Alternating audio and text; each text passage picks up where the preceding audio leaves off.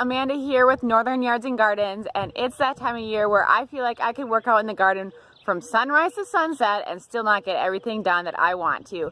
There's so many things to be working on in the garden right now, and so I'm just going to share a few things with you that I've been doing lately and that you could be working on in your own yard.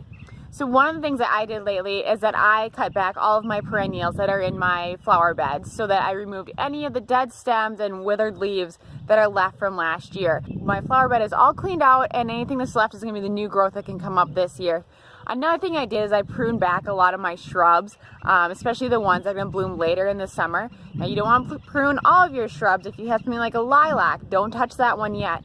But if you have something like a spirea, a gold flame or gold mound spirea in your flower bed, now is the perfect time to prune it. So get a hedge clippers out, and you can remove about 1/3 to 1/2 of the growth on those spireas.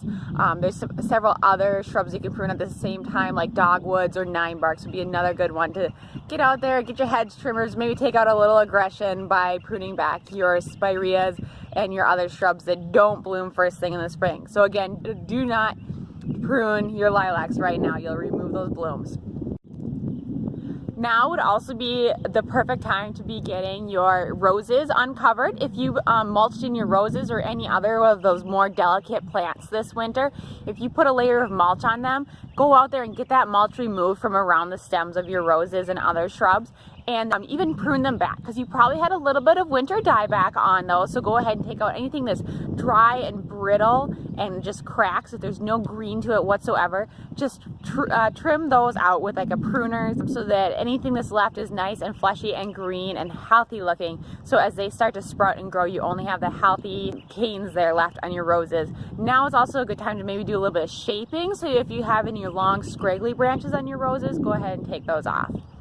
I've also had some people ask me if it's time to plant those annuals yet, and I'm just going to tell you, just hold on about one more week. I usually recommend that you plant your annuals right around Mother's Day in our climate. There's still a chance that we could have that last crazy snowstorm or have one more freezing temperature night, and if you already have your annuals out planted in a pot, you're going to be scrambling to get those covered or brought inside. So I usually plant my annuals right after Mother's Day, kind of around May 15th. If you would like to plant your annuals, by all means go ahead, just be a little bit careful and make sure you watch that weather forecast.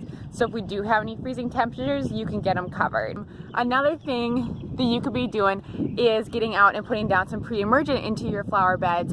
Preen is one of the pre-emergent brands that's out there, and I highly recommend that you get out and you take care of that right now, because you're going to appreciate that you don't have to do nearly as much weeding later in the summer if you can get this preen in there now. There's just tons of things that you could be doing in your flower bed. If you have any questions about what you need to be doing in your garden or how you need to be taking care of your lawn right now, make sure you leave a comment below so I can answer those questions for you.